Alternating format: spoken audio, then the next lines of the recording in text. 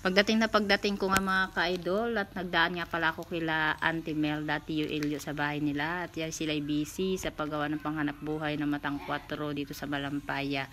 At syempre meron tayong mga pinsan sa pamangkin. Yun din kasi ang hanap buhay ng partner ko halos dito sa Malampaya. Ang hanap buhay po dito ay pagmamatang 4 at Piskids at Baklad.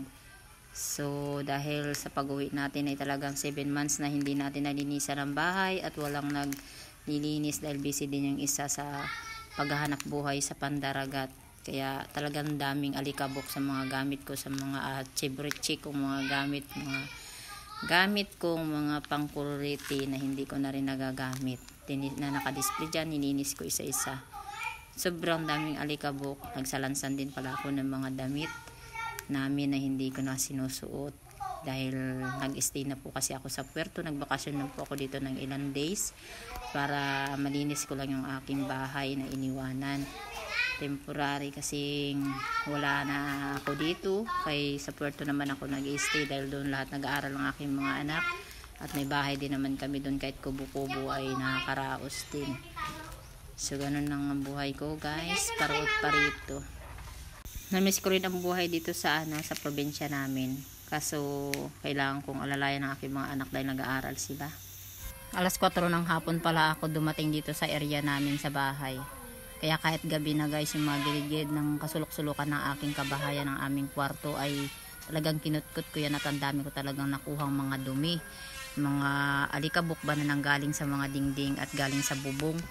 Kung saan doon guys, nag-ipon-ipon sila at binahayan din ng mga langgam na maliliit.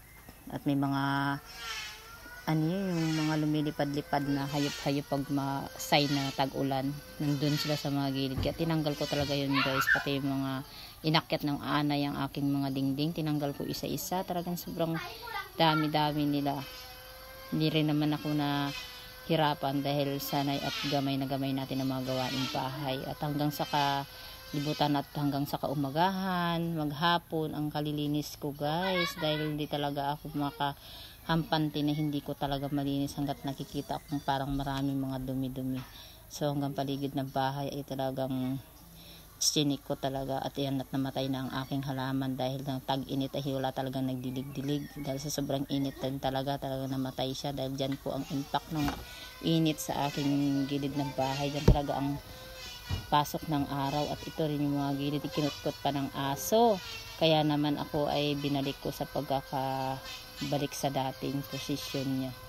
So yung bahay namin, yung mga lupa pa lang ang aming sahig, gawa ng hindi pa talaga napasiminto at wala pa talagang kabudget-budget dahil priority natin talaga ang magpaaral ng ating mga anak kumpara sa ating bahay na dapat ay unahin. Talagang pag-aaral, pagkain at sa mahina pang hanap buhay kaya hindi talaga natin mabigyan pansin pagpapaayos ng bahay. Siguro saka na lang guys pag okay na ang lahat at pag kumikita at may sahod na rin tayo dito sa Facebook, baka sakaling maunti-untian natin. Kaya maraming salamat guys sa mga support ang binibigay nyo sa akin. Kung pa naka-follow sa akin, mag-follow lang po at mag-iwan ng bakas.